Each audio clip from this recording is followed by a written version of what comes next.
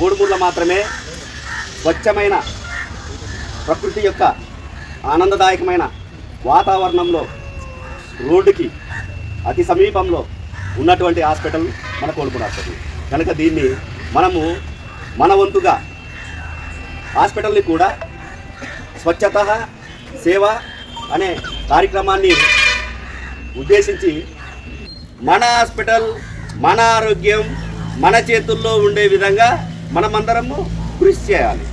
కనుక మన భారత ప్రధాని నరేంద్ర మోడీ గారు మహాత్మా గాంధీ జయంతి 2వ తారీఖు అంతవరకు ఇలాంటి సేవా కార్యక్రమాలు జరుగుతూనే ఉన్నాయి. దాంట్లో భాగంగానే దేశవ్యాప్తంగా జరుగుతున్నటువంటి ఇలాంటి స్వచ్ఛతా కార్యక్రమం కర్నూలు జిల్లాలో మన కోడుమూరు అసెంబ్లీలో జరుగుతుంది. కనుక మనము మన వంతుగా ఆరోగ్యాన్ని కాపాడుకుందాం.